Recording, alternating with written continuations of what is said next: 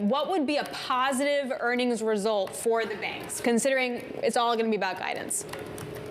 Yeah, I was just going to say, Alex, good afternoon. I think the earnings are going to be, I would say, fine to good. The traditional business of banking has been fine. Loan growth has been a little slow, but would expect favorable net interest income trends, and fees, particularly out of JP Morgan tomorrow, may be a little lighter from an outlook perspective. Trading, we think, is going to be pretty good, actually. So Q1 is going to be probably pretty good. Unfortunately, that's not going to give us a lot of answers. The game has kind of changed a little bit, Alex, in the last week since Liberation Day. You think? And there's going to be a lot of questions, obviously, around guidance. As you and your guest just were discussing, does guidance get pulled?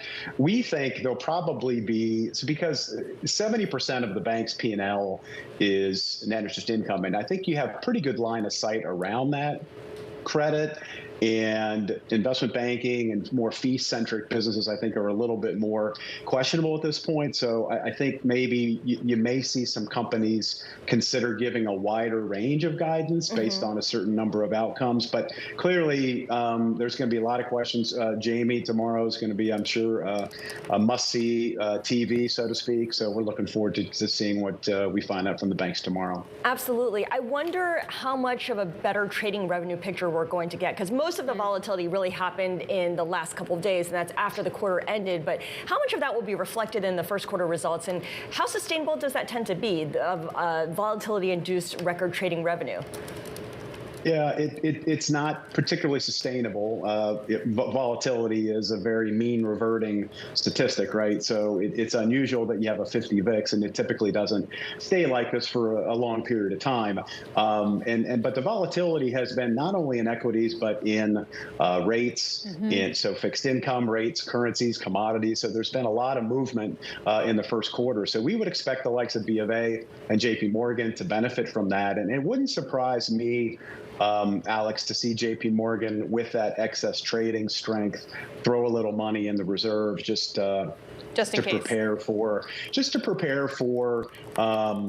what is clearly now a more uncertain environment. Well, to that point, I wonder if we can distinguish between banks that are more geared towards the capital markets versus banks that are more geared towards the consumer. Because first line of defense is going to be the capital markets just seize up and nothing happens, versus, say, what happens with the consumer, what happens with loan demand, what happens to net interest income. That's going to take a little longer to filter through.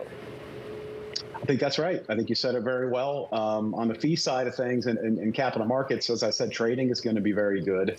Volatility clearly in April was quite high, so I would imagine that Q2 trading should be good. But M&A, which there, as you know, post-election, there's ironically was so much optimism around M&A, and to your point, I think that activity levels have ceased in M&A, and it's very logical. It's really hard to know kind of the rules of engagement and what profit margins in certain sectors are going to look like. So we would expect that to have an impact on M&A for the balance of this year, or at least the next 3 to 6 months.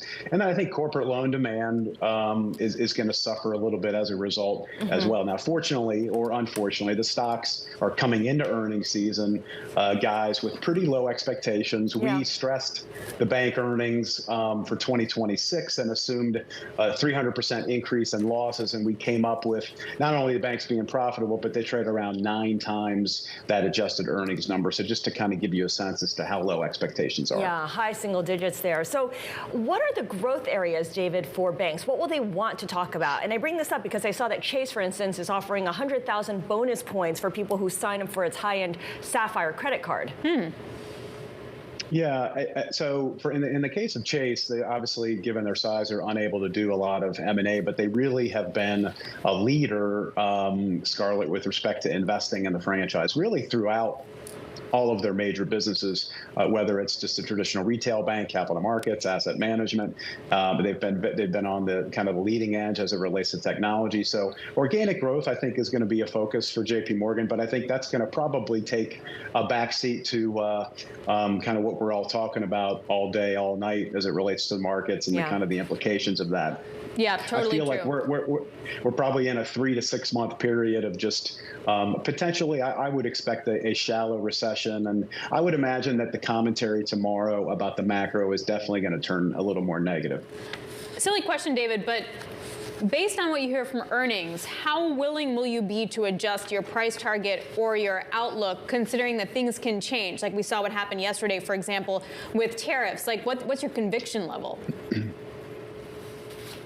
The lower the stocks go, the more conviction we have, Alex. We typically like to think about banks through on a normalized lens. And what I mean by that is, what is the normal earnings power for a bank? And that right now, banks are benefiting from abnormally low credit costs and potentially a little bit below normal net interest margin. So if you normalize everything, the banking sector is probably 7 to 8 times earnings. So it's not going to really change. A 3 to 6 month slowdown in capital markets activity isn't going to really change our outlook. Now, the credit side is, I think, a bigger wild card, and clearly there are going to be some segments of the economy, both in the corporate and the consumer sectors, that are going to have some challenges in the near term. Fortunately, the industry is very well capitalized and has got pretty significant earnings power to earn through higher credit costs, but that's going to be what we're focused on for sure.